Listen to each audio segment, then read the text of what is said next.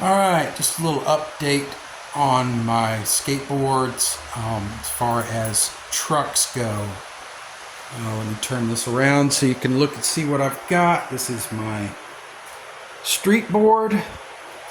This up here, the Good Sam model, is my park board. I just had some 9-inch cheapo trucks on this one that did not turn. They were called Free Soul. Came off of a Ehlers longboard that I got rid of. Not a bad board, but it just wasn't. I'm not into longboards like I thought I would be, and it wasn't what I needed. And after stepping on this Lucero, I could tell it was just not. It didn't have enough concave for me. I do like a nice deep concave. So anyways, I had some 9-inch trucks. It just wasn't working out. This is a 10-inch board. I prefer to have a truck that is as wide as the board. Now this one is a 9 3/4. I had 9-inch Indy Stage 4s. It just felt too narrow. Really great trucks. I love how they turn. They kind of went back to their original turniness from their Stage 11s. But like I said, I just like a nice wide truck, and especially since now I'm getting really into the grinding and the curbs. A wide truck just gets up on that curb a lot easier. Also, the angles are different. I prefer a taller wheel. Like on my park board, I've got 58s. On my street board, I've actually got 65s. And it makes a different angle to grind on if you have taller wheels. And in fact, on some copings, like at my skate park, there's one coping that I like to grind all the time, that with a taller wheel, it doesn't even grind. So it's a real low transition. Anyways, 10-inch skateboard trucks are not that common. I had wanted some Grind King lockers, but they are in the first early stages of making a comeback. They did not have them available, so I looked around and saw these Slappy Curbkillers. And it's one of the only colored 10-inch trucks I know of. Most of them are polished aluminum. So I kind of jumped on these. I looked at reviews. It said they were nice, turny truck, very carvy. So I got 2 sets, and I am very satisfied with them. Now, to start with, I was a little bit miffed with them. They came with some really soft bushings, which, I mean, I cranked them down, and all it did was compress the bushings. They felt like peanut butter. They were not the normal white ones that they come with. They were really soft black ones, and I couldn't get them to be comfortable. I like a little bit stiffer bushing.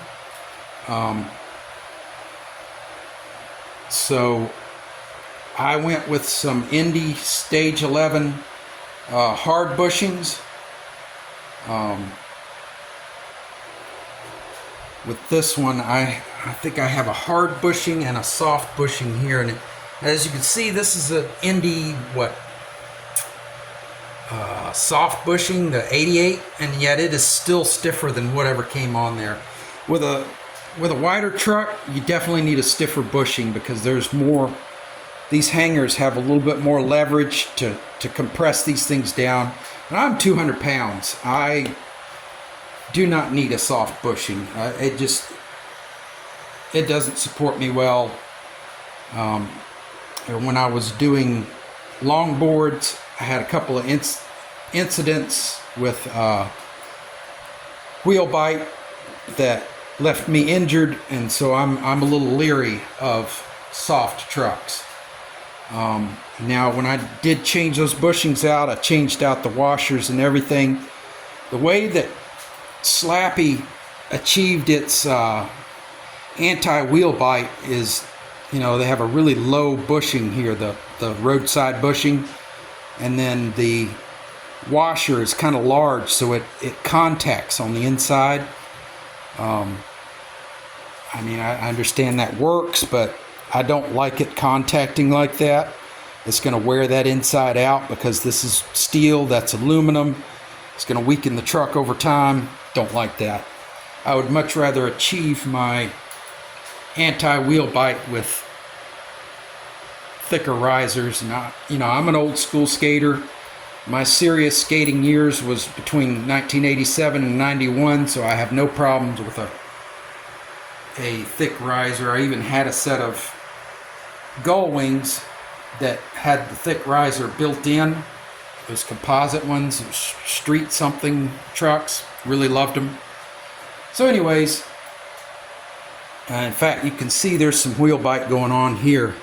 That was when I first got these trucks. I was using lower risers and the original bushings. So with the new bushings,